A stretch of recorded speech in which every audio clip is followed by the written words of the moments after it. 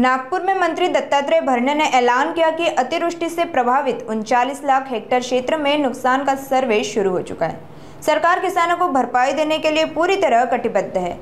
अजित पवार की गैर मौजूदगी पर भी भरणे ने सफाई दी कि वो काम में व्यस्त थे। मराठा और ओबीसी आरक्षण के मुद्दे पर सरकार का रुख साफ है, साथ ही नकली बीज देने वालों पर सख्त कार्रवाई की चेतावनी भी दी गई। मंत्री ने यह भी कहा कि हमारा फोकस किसानों के हित में है। संदर्भात काय सांगता? BG3 इलिगली विकलं जात आहे महाराष्ट्रात पूर्ण, आणि BG2 जे आहे ते काम करत नाही बोंडअळीवर, त्याच्यामुळे शेतकऱ्यांचं नुकसान होते। म्हणजे बेकायदा पद्धतीनं BG3 बियाणं महाराष्ट्रात मोठ्या प्रमाणात तेलंगणा आणि गुजरातमधून या बाबतीमध्ये मी निश्चित प्रकारे सांगतो, असं जर कोणी बोगस बियाणं वगैरे जर देत असेल तर निश्चित प्रकारे या बाबतीमध्ये त्याच्यावरती पहिल्यांदा योग्य ती ताबडतोब कारवाई केली जाईल।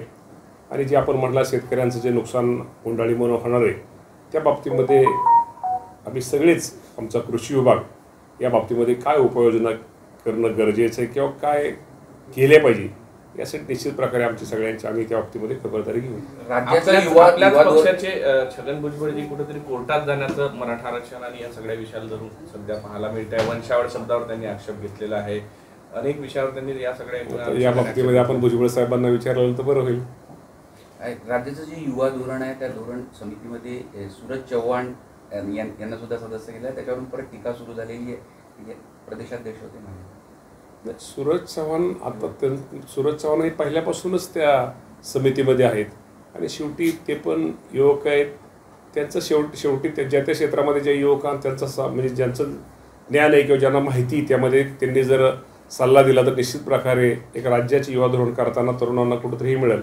त्यामुळे सूरज चव्हाणांच्या बाबतीमध्ये आता ठीक आहे, तुम्ही आपण राजकीय न पाहता कुठं प्रत्येक माणसामध्ये काहीतरी एक वेगळं त्याचं हे असतं, ते घेण्याचा आपण प्रयत्न केलेला आहे। एक अजित पवार स्वतः एवढ्या उचापती करतात म्हणून त्यांना अज्ञातवासात जावं लागतं असं राजू शेट्टी यांनी आरोप केला। अज्ञातवासात कालच ते परवा दिवशी कॅबिनेट मिटिंग चालू होती। कॅबिनेट मिटिंगमध्ये त्यांचा आमची प्री कॅबिनेट होती, अक्षरशः त्यांना खोकला त्यांचा घसायला अक्षरशः दुखत होता आणि डायरेक्ट कॅबिनेट मिटिंगवरनं ते डायरेक्ट आराम करण्यासाठी गेले, औषध उपचार डॉक्टरकडे गेले आणि त्यावेळेस त्या दिवशी तर प्रवेश खूप मोठ्या लोकांचे प्रवेश नांदेड भागातले होते, परंतु त्याला सुद्धा दादांना हजर राहता आलं नाही। संध्याकाळची आमची दर मंगळवारी खूप महत्त्वाची बैठक सगळ्या आमदारांची सगळ्या मंत्र्यांची असते, त्या बैठकीला पण दादांना हजर राहता आलं नाही। आणि त्यानंतर दुसऱ्या 2 दिवसांत मला वाटतं काल गुरुवारी काल तर दिवसभर मंत्रालयात होते, तर दादाला काही जायची गरज नाही।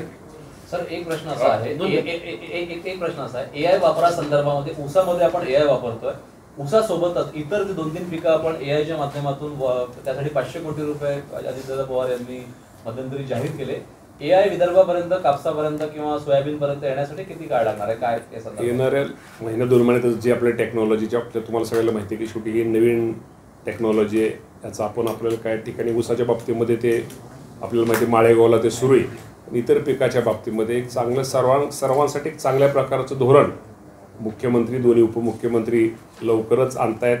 त्यासाठी एक राज्याच्या लेवलची जी कमिटी एक चांगला CEO, एक चांगला टेक्निकल सल्लागार याची नेमणूक ही झालेली आहे।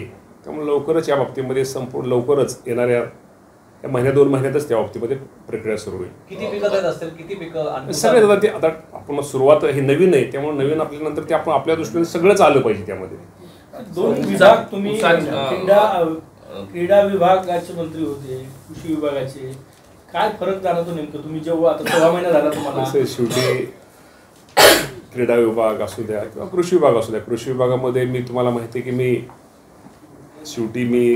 शेतकऱ्याचा मुलगा आहे। मी माझा जन्म शेतीमध्ये झालेला आहे। मी सकाळी झोपायला जातो त्यावेळेस सुद्धा मला शेती दिसते, सकाळी उठलं तरी मला शेती दिसते। शेतीशी माझं सगळं निगडीत आहे आणि क्रीडा विभागासुद्धा निश्चित प्रकारे क्रीडा विभागसुद्धा ह्या राज्याचा खूप मोठा आहे आणि खूप काम करण्याला तिथं स्कोप आहे। पण भविष्यामध्ये निश्चित प्रकारे क्रीडा विभाग असू द्या किंवा कृषी विभाग असू द्या, एकदा जबाबदारी दिल्यानंतर ही गोष्ट खरी आहे की शेवटी शेतकरी असलो तरी शेवटी सरकारच्या योजना नवीन धोरणं ही माहिती घ्यायला थोडा वेळ लागतो, परंतु माझ्या दृष्टीने दोन्ही विभाग शेवटी एक कामाचं चॅलेंजिंग आहे आणि भविष्यामध्ये आपल्याला अनेक चांगले क्रीडापटू ऑलिम्पिकला कसे जातील किंवा देश परदेशात आंतरराष्ट्रीय लेवलला कसे चमकतील हा एक, आणि आता कोकाटे साहेब आहेत ते त्यामध्ये लक्ष निश्चित प्रकारे घालतील. आणि कृषी विभागाच्या माध्यमातून निश्चित प्रकारे नवीन कुठल्या योजना आणल्यानंतर किंवा कुठलं एखादं धोरण आखल्यानंतर माझ्या शेतकऱ्याचं त्यामध्ये हित हे साधलं जाईल आणि शेतकऱ्याला चांगल्या प्रकारचा जो शेतामध्ये तो एखादं पीक तो घेतो त्या पिकाला चांगल्या प्रकारे त्याला उत्पन्न कसं जास्त, उत्पादन त्याचं त्यामध्ये जास्त कसं मिळेल आणि त्याला त्याला त्याला बाजारभाव कसा चांगला मिळेल ही आमची भूमिका राहील. अजितदादा रॉबिनहूड सारखे वागत आहे, कुठेतरी ते प्रशासकीय अधिकाऱ्यावर दबाव टाकत आहे. 2024 ते 14 ते 19च्या काळात त्यांनी ज्या पद्धतीनं चुकीचं वागले त्याच मार्गावर पुन्हा जातात असं राजू शेट्टी आरोप करत आहे. आणि सिंचन घोटाळ्यावरही बोलले. ऐका ना, कोण काय आरोप करतोय त्याच्यावरती मी काय अधिक जास्त काय बोलणार नाही, परंतु मी तुम्हाला स्पष्टपणे सांगतो, अजितदादा पवार साहेबांना आम्ही लहानपणापासून ओळखतो. उलट आमच्या सभागृहामधले आमदार मंत्री हे उलट आमची त्यांच्यावरती एक सगळ्यांची एक कुरकुर असते त्यांच्यावर की दादा अधिकाऱ्यांचं सगळं ऐकतात. आणि अधिकाऱ्यांना खरंच सांगतो संरक्षण देणारा एक नेता म्हणून त्यांची ओळख आहे. आणि त्या दिवशीची जर घटना झाली सोलापूर म्हणजे माड्यामध्ये, खरंच सांगतो मी तिथं जर गेला, तिथं जर पाहिलं, लोकल जर विचारलं तर अक्षरशः मुलांना शाळेत जायला म्हणलं तरी लोकांना मोटरसायकल नाही स्वतः खांद्यावरती घेऊन मुलींना शाळेत आणायसाठी अक्षर सगळे रस्ते खराब होते. आणि तिथं एका तिथल्या माजी सरपंच किंवा एखादा साधा कार्यकर्ता सरपंच म्हणून साधा कार्यकर्त्याने फोन केला. आणि दादांचा एक स्वभाव आहे की साधा कार्यकर्त्याने जरी फोन केला त्या फोनची दखल घेऊन शेवटी तो विषय काय त्या एका कार्यकर्त्याचा वैयक्तिक विषय नव्हता, तो गावाचा विषय होता. लहान मुलांच्या शाळेचा, एखादी महिला आजारी पडली, मी अक्षरशः त्या गावाला कुठलाही रस्ता की नसल्यामुळं त्यामुळे दादांचा ते दिसतो. खरं तर मला आपल्या माध्यमातून आपल्या सर्वांना सांगायचं की ठीक आहे झाली घटना झाली, पण त्या घटनेच्या मागचा उद्देश काय होता, जर आपण जर उद्देश समजून घेतला तर तुम्हाला निश्चित प्रकारे दादांच्या बाबतीमध्ये सगळ्या गोष्टी लक्षात येतील. E20 फ्यूलवरून ज्या पद्धतीनं गडकरींवर टीका केली जाते, सोशल मीडियावर मोठ्या प्रमाणामध्ये E20 फ्यूलवरून गडकरींना लक्ष केलं जात आहे. नुकसानीची एक्झॅक्ट आकडेवारी किती आहे, पंचनाम्याचं स्टेटस काय आणि शेतकऱ्यांना प्रत्यक्ष मदत कधी मिळणार? आपल्या सर्वांना माहिती आहे की ऑगस्ट महिन्यामध्ये आणि आता सप्टेंबर महिन्यामध्ये जे अतिवृष्टी साधारणतः आपल्या 29 जिल्ह्यामध्ये खूप मोठ्या प्रमाणामध्ये अतिवृष्टी झालेली आहे. आणि त्याच्यामुळं साधारणतः प्राथमिक अंदाजानुसार आणि काल पण मला वाटतं सोलापूर जिल्ह्यामध्ये किंवा इतर जिल्ह्यामध्ये खूप मोठ्या प्रमाणामध्ये पाऊस हा झालेला आहे. कालच्या आकडेनुसार साधारणतः 38,87,000 जवळजवळ 39 लाख एकर क्षेत्रावर शेतकऱ्यांच्या पिकाचं खूप मोठ्या प्रमाणामध्ये नुकसान हे संपूर्ण राज्यामध्ये झालेलं आहे. आणि शेवटी हे निसर्गाचं संकट आहे, त्यामुळे संकटाला तर सगळ्याला आपल्या शेतकऱ्यांना सामोरं गेलंच पाहिजे. अनेक शेतकऱ्यांना जे नुकसान झालेलं आहे या अतिवृष्टीमुळं त्या सर्व शेतकऱ्यांच्या पिकांचे पंचनामे हे करण्याचे आदेश राज्याचे मुख्यमंत्री, दोन्ही उपमुख्यमंत्री, महसूल मंत्री आणि आम्ही सर्वांनी निश्चित प्रकारे दिलेले आहेत. त्यामुळं पंचनाम्याचं काम हे खूप मोठ्या प्रमाणामध्ये महसूल आणि कृषी विभागाच्या माध्यमातून सुरू आहे. आणि ज्यांचं नुकसान झाले त्या सर्वांना, त्या शेतकऱ्यांना ते नुकसान भरपाई मिळण्यासाठी शासन कटिबद्ध आहे. सर, आज उपराष्ट्रपती यांचा शपथविधी सोहळा आहे. सगळ्या पक्षांच्या NDAच्या पक्षांच्या अध्यक्षांना बोलवलेलं आहे, परंतु आपल्यातर्फे अजितदादा न जाता प्रफुल्ल पटेल जाणार आहे त्या ठिकाणी. शेवटी प्रत्येक पक्षाचा विषय असतो. दादांचे अगोदरचे कार्यक्रम असतील किंवा त्यांचे शेवटी प्रफुल्ल पटेल साहेब, तटकरे साहेब आणि अजितदादा हे आमच्या पक्षाचे खूप मोठे तिन्ही नेते आहेत. तेव्हा तिघांनी विचारविनिमय करून ठरवलं असेल आणि त्यामुळे प्रफुल्ल पटेल साहेब हे शपथविधी सोहळ्यासाठी जाणार आहेत. यांनी सांगितलंय की ज्या पद्धतीनं राजकारण सुरू आहे साखरे संदर्भात आणि ऊसा संदर्भात, अजित पवार हे ऊस दर धोरण समितीचे अध्यक्ष आहेत आणि साखर कारखाना त्यांचा आहे, त्यामुळे सगळ्या याच्यामध्ये ते अध्यक्ष का झाले असे त्यांचं म्हणणं आहे. असं म्हणणं चुकीचं. शेवटी ते राज्याचे उपमुख्यमंत्री आहेत आणि साखर धंद्याच्या संदर्भामध्ये किंवा जे साखर कारखाने असतील किंवा चेअरमन असतील किंवा शेतकरी असतील, दादा पहिल्यांदा शेतकरी आहेत, तर निश्चित प्रकारे दादांच्या माध्यमातून उलटा चांगल्या प्रकारचा न्याय माझ्या राज्यातील शेतकऱ्यांना एक बाजारभाव मिळण्यासाठी त्यांना आदेशवत निश्चित प्रकारे होईल.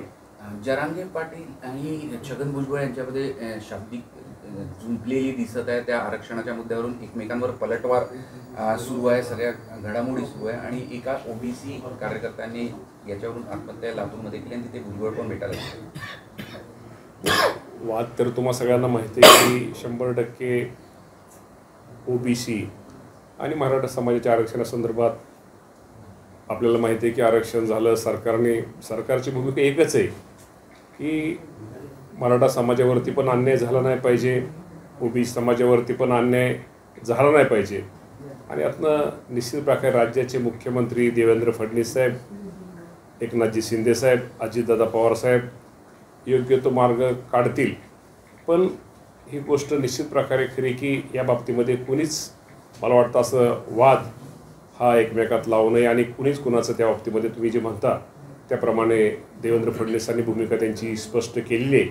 त्यामुळं ओबीसी आणि मराठा समाज या दोघांना न्याय देण्याची भूमिका राज्य सरकारची आहे. हैदराबाद गॅझेटच्या विरोधात 3 याचिका हायकोर्टामध्ये दाखल झालेल्या आहे. काय वाटतं एकूणच राज्य सरकार ची भूमिका आहे की ओबीसीचं नुकसान होणार नाही? मी राज्य सरकारची भूमिका पहिल्यांदाच आपली स्पष्ट केली की या बाबतीमध्ये मराठा समाजाला आरक्षण देताना ओबीसी समाजाचं आरक्षण नुकसान होणार नाही ही भूमिका राज्याच्या प्रमुखाच्या असल्यामुळं या बाबतीमध्ये सर्वांनी निश्चित राहावं. बोंडअळीचं जर पाहिलं आपण यावेळेस बोंडअळीचा प्रकोप मोठ्या प्रमाणात येण्याची शक्यता आहे. कारण की पाऊस ज्या पद्धतीने झाला आहे, 10 वर्षापूर्वी जवळपास 60% प्रोडक्शन हे देशभरातलं वाया गेलं होतं बोंडअळीमुळे.